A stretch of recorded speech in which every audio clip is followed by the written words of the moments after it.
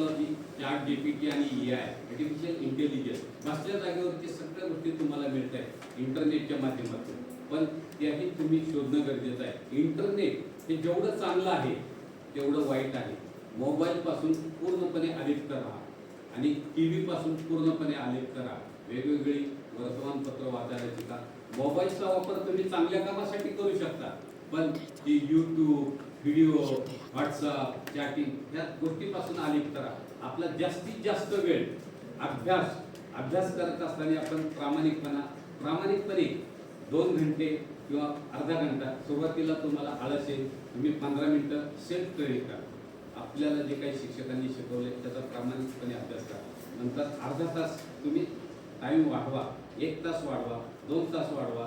का जमत नाही? म्हणजे जेवढे काही सब्जेक्ट असतील, फिजिक्स असो, मॅथ असो, केमिस्ट्री असो, बायो असो, किंवा मराठी असो, किंवा इंग्लिश असो, या गोष्टी प्रत्येक मुलांना अवघड वाटतं. काय? मॅथमॅटिक्स म्हणजे डोक्यावरती ओझं असल्यासारखं वाटतं. कारण मॅथमॅटिक्समध्ये जनरल सब्जेक्ट असतात. प्लस हे प्लस होतं, मायनस होतं, प्लस होतं. लक्षात घ्या. म्हणजे जे काही सिद्धांत ठरलेले आहेत ते सगळ्या गोष्टी कॅटेगरी सगळं असतं. पायथागोरसचा सिद्धांत ठरलेला असतो, आर्किमिडीजचा सिद्धांत ठरलेला असतो, सगळ्या गोष्टी. पण ते आपण शिकून घेण्याचा प्रयत्न करायचा. आयुष्यामध्ये काय चांगलं आणि काय वाईट हे आपण निर्णय घ्यायला शिकायचं. चुकलं ना, एखादी गोष्ट चुकली ना, तिथं सॉरी म्हणायचं, माफी मागायला. कमीपणा जीवनामध्ये कधीच करायचा नाही. लक्षात घ्या. खूप काही आयुष्य सुकर आहे. शिक्षण म्हणजे हे अभ्यास शिक्षण नाहीये, पुस्तकी नाही. आपल्याला जे आवडते त्याच्यामध्ये तुम्ही तुमचा करिअर करायचा प्रयत्न करा. खूप काही सक्सेस आहे.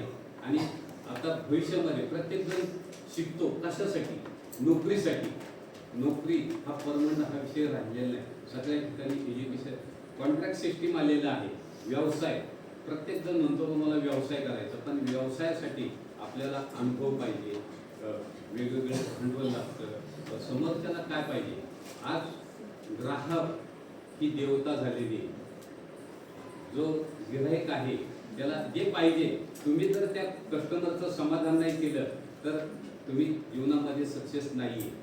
व्यावसायिक असो किंवा नोकरीवाला असो,